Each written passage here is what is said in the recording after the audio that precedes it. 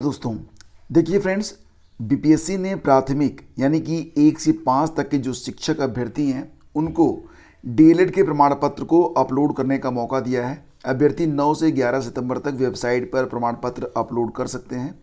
वैसे अभ्यर्थी जो खासकर बीएड और डीएलएड दोनों हैं पर डीएलएड का प्रमाण पत्र अपलोड नहीं किए थे बिहार शिक्षक भर्ती के समय जब वो आवेदन कर रहे थे, तो उनको मौका दिया गया है कि जो अभ्यर्थी प्राइमरी में बीएड के आधार पर आवेदन किए थे, अगर वो बीएड को बदल कर डीएलएड करना चाहते हैं, अगर उन्होंने डीएलएड किया हुआ है और बीएड भी किया था डीएलएड भी किया था, बीएड के आधार पर जिन लोगों ने आवेदन किया, अगर वो अपना बदलना चाहें, उसे डीएलएड करना चाहें तो कर सकते हैं। इसके लिए एडिट करने का यह मौका दिया गया है और ये मौका रहेगा 9, 10 और 11 सितंबर तक। तो वेबसाइट पर जाकर लॉगिन करना होगा, उसके बाद प्रोसेस जो होगा वो स्टार्ट हो जाएगा। बात करते हैं बिहार पीसीएस परीक्षा के बारे में। तो बिहार पीसीएस की जो प्रारंभिक परीक्षा है, यहाँ पर 69वीं प्रारंभिक परीक्षा के बारे में बात हो रही है। तो ये परीक्षा 30 सितंबर को होगी दोपहर 2 बजे से 12 बजे के बीच में, और इसके लिए जो इंतज़ामात हैं वो किए जा रहे हैं। तो देखो, यहाँ पर 2 ही घंटे की परीक्षा होती है बिहार में। यूपी में तो 2 पेपर होते हैं, लेकिन बिहार में प्री में केवल 1 पेपर होता है। और बिहार में कुल आवेदन आए हैं 2,70,000। यूपी में तो लगभग 5.5-6 लाख से ऊपर ही रहते हैं। मालूम हो कि इस बार 3 सवालों के गलत जवाब देने पर यानी कि नेगेटिव मार्किंग जो है वो 1/3 कर दी गई है। और ये भी है कि अभी तक बिहार पीसीएस में क्या होता था कि 5 ऑप्शन होते थे विकल्पों में। जैसे कि कोई क्वेश्चन पूछा गया और क्वेश्चन के बाद यहाँ पर जो विकल्प होते थे उसमें A, B, C, D और E ऑप्शन भी होता था। तो E ऑप्शन को यहाँ पर हटा दिया गया है। तो कुछ चेंजेस के साथ ये परीक्षा जो है करवाई जाएगी। और जानकारी मिल रही है कि जो 67वीं मुख्य परीक्षा का रिजल्ट है वो भी इसी सप्ताह जारी हो सकता है। अभ्यर्थियों को 1 से 5 सितंबर तक दस्तावेज अपलोड करने का मौका भी दिया जाएगा। तो ये सारी जानकारी निकल के सामने आ रही है। प्राथमिक स्कूलों की शिक्षक भर्ती से बीएड को बाहर करने का जो एक बड़ा असर देखने को मिल रहा है वो डीएलएड पर देखने को मिल रहा है। और अगर बात करें तो उत्तर प्रदेश में पिछले कई सालों से डीएलएड की सीटें ही फुल नहीं हो रही थी, लेकिन बीएड जब से प्राइमरी के लिए बाहर हुआ है तब से डीएलएड का जो क्रेज़ है वो बढ़ चुका है। तो डीएलएड में इस बार एडमिशन के लिए यानी कि कुल आवेदन जो आए हैं उनकी संख्या 3,36,000 है। आपको पता होगा कि कई बार डेट्स बढ़ानी पड़ी हैं तब जाके ये सिनेरियो देखने को मिला। वो भी तब जब बीएड जो है वो प्राइमरी से बाहर हो गया, तो उसके बाद निश्चित रूप से यहाँ पर संख्या बढ़ी है। तो फ्रेंड्स, यहाँ पर जो खबर है कि प्राथमिक स्कूलों की शिक्षक भर्ती से बीएड को बाहर करने संबंधी सुप्रीम कोर्ट के फैसले के बाद डीएलएड के प्रति लोगों का रुझान बढ़ा है। 4 सत्र के बाद सीटें फुल होने की उम्मीद है। 2018 में राष्ट्रीय अध्यापक शिक्षा परिषद की ओर से बीएड को प्राथमिक विद्यालयों की शिक्षक भर्ती में मान्यता मिल गई थी। इसके बाद डीएलएड का जो क्रेज़ था वो घटता चला गया था। 2017 तक तो सीटें फुल हो जाती थी, लेकिन इसके बाद 18, 19, 21, 22 में 2020 में तो कोरोना के कारण सत्र ही शून्य कर दिया गया था। तो ये सारी जानकारी है। और देखो, जो आवेदन की प्रक्रिया थी उत्तर प्रदेश डीएलएड में वो पूरी हो चुकी है। कुल रजिस्ट्रेशन जो हुआ था वो 5,09,000 हुआ था। 3,38,000 लोगों ने अंतिम रूप से फीस जमा की है। 12 तारीख को इसका जो है स्टेट रैंक जारी होगा। इसके बाद जो काउंसलिंग की प्रक्रिया है वो स्टार्ट होगी। तो काउंसलिंग में पहले चरण की जो काउंसलिंग है वो 15 सितंबर से 6 अक्टूबर तक चलेगी। प्रवेश के बाद अभ्यर्थियों की जो सूचना होगी वो 17 अक्टूबर को अपलोड की जाएगी।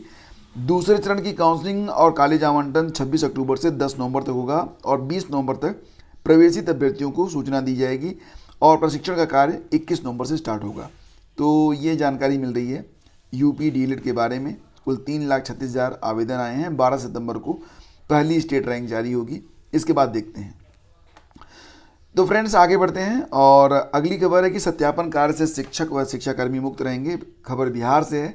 बिहार में वर्तमान में 26/2023 शिक्षक भर्ती, जिसमें प्राइमरी और टीजीटी और पीजीटी लेवल के लिए यहाँ पर बेसिकली अभी जो है टीजीटी पीजीटी लेवल के लिए जो डॉक्यूमेंट वेरिफिकेशन का काम हो रहा है, तो उसमें जो शिक्षक और संबंधित जो कर्मचारी लगाए गए हैं उनको जो है बाहर करने की बात कही गई है। मतलब शिक्षकों की भर्ती में शामिल अभ्यर्थियों के प्रमाण पत्र सत्यापन से शिक्षकों के साथ साथ शिक्षा विभाग के पदाधिकारी और कर्मी भी अलग किए जाएंगे। मुख्य सचिव ने इस संबंध में सभी जिलाधिकारियों को पत्र लिखकर उनसे काम नहीं लेने को कहा है।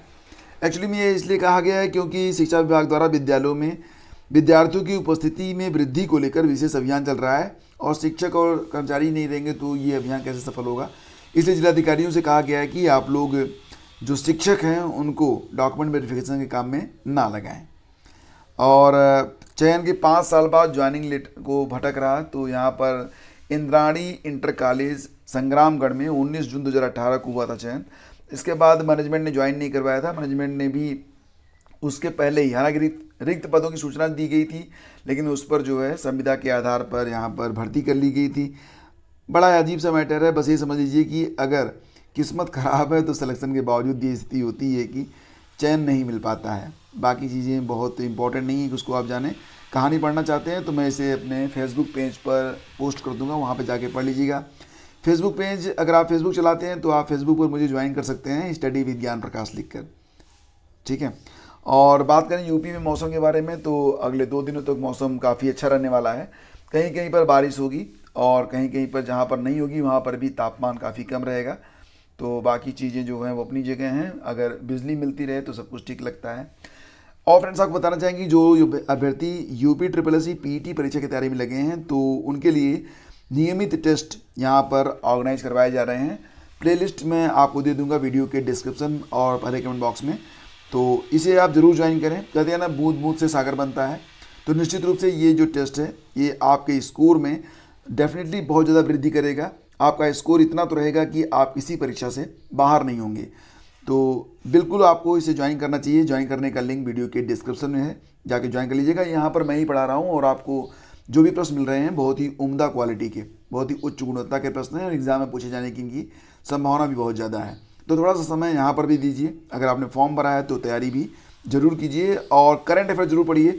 करंट अफेयर के लिए अगर आप अपना नोट्स बनाते हैं तो बेहतर, नहीं बनाते हैं तो आप करंट अफेयर के लिए ये जो हमारी सीरीज़ है करंट अफेयर PDF की, इसको ज्वाइन कर सकते हैं। यहाँ पर आपको मंथली करंट अफेयर प्रोवाइड करवाए जाते हैं। तो दोस्तों, आज की वीडियो में बस इतना ही। Thank you so much. Have a great day. जय हिंद।